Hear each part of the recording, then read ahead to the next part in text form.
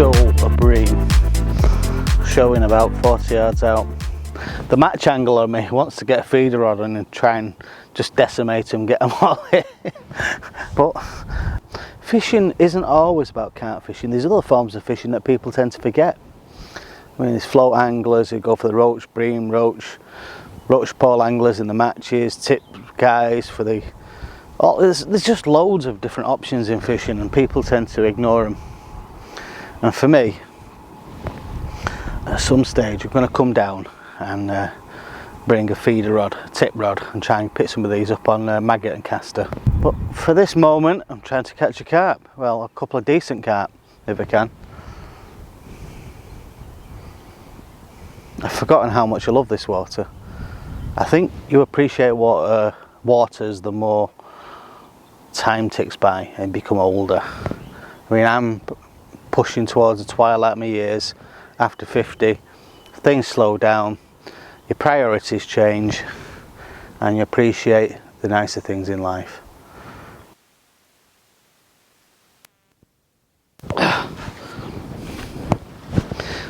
Well, one of the benefits of getting away with fishing is just to escape thinking about bills,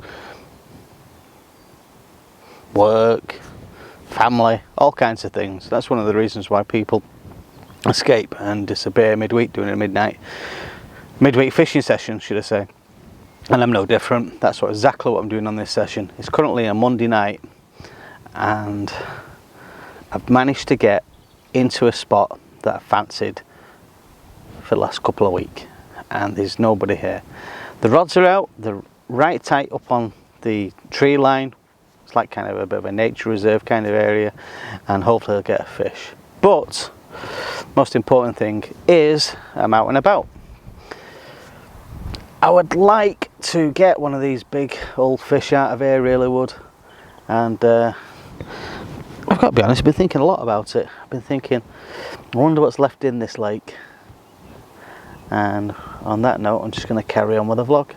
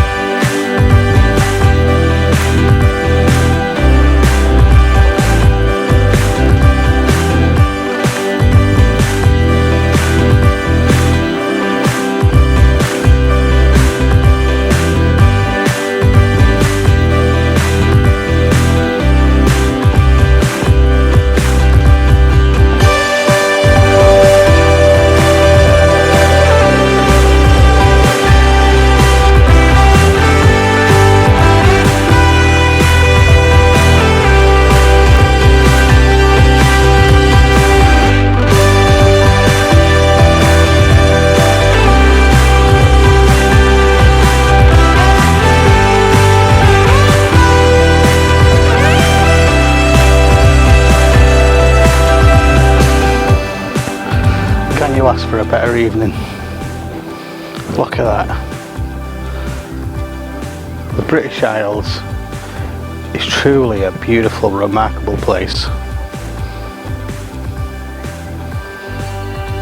And my favourite pegs, the pegs that point towards the sun setting on the water in the summer especially. Truly magical. The only thing I need now to top that sunset off is a fish in the middle of the night. That's when I generally pick a fish up, so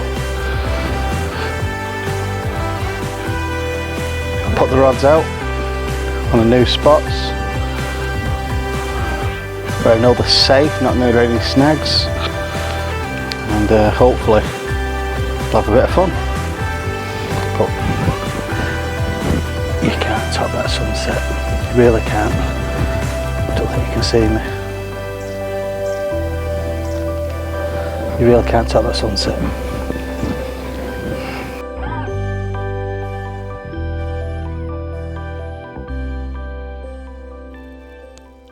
Now the thing with going out and spending the night fishing is you never actually know whether you're going to catch or not.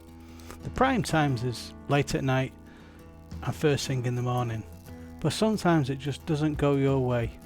You can keep on looking and looking and looking, and on this occasion I couldn't see anything. There wasn't anything that I could do. Now the bream had come really close in, pretty much nearly underneath the rod tips. You could see the back of him. It was really nice to see him, to be fair, but just past my landing net in the water, that's where I seen where I thought was more of a chance to catch a fish. Carp. It does look beautiful in the morning on this place, especially in the summer when the warmer water meets the colder air of the morning and you get that lovely dancing of the mist across the water. You can't beat it really. So anyway, this is the time that you think, well, enough's enough. I'm going to start packing away, put everything in its place. I never enjoy this point. Tell me, do you like packing away after you've been fishing? I'm not too sure whether I know anybody who actually likes packing the stuff away while they're fishing. It's something I cannot stand. And how many times have you been on a water that you've not been on for years? Or should I say, been on a water you've not been on for years, and caught on the first time and then spent several sessions not getting a bleep? Now, many people say that fishing and not catching anything is all part of the journey. It makes you a better angler. By failing, you learn how to succeed, and that's pretty much all life cycle. I don't think there's anybody alive who's not been fishing and caught every time they've been. Some people say they do, but I'll tell you now, they're lying. The reality of it is you might do 2 or 3 trips without a fish, and then it could all come together. They all come like buses at the bus stop, 3 at a time. That happens a lot. So all I can do now is just think and make notes. Get my pen and pencil out, draw some blue lines on there and draw some pencil lines on there, and the pencil ones is the point where I'm thinking, is it fact or fiction? And they can be rubbed out and I can keep the blue pen lines on the page. Bit old school, I know. So I still need to book on this water again because I love the place. It's really nice. To be perfectly honest, it's really, really nice. But the next time I go out, I think what I'm going to do is I'm going to target them bream. Now, strangely enough, the first time I went on was fishing with particle and a bit of pellet in there, and carp were picked up over that. By no surprise whatsoever, that's exactly how we pick some fish up. Now maybe that's what I've got to do, because on this lake, when you look around, it's prime for feeder fishing and bream fishing, and these guys are going to put plenty of bait in there which is match orientated.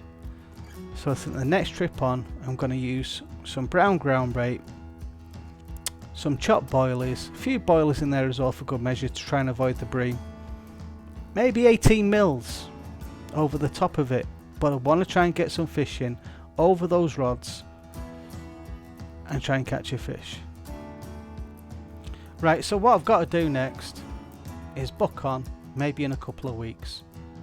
Firstly, what I've got to do is try and fish the Weaver, get a couple of fish out of there, and also I've got another water I want to target because there's a lovely big leather carp I want out of there as well. So for the meantime, I'll get to this water after thinking about it a little bit later on.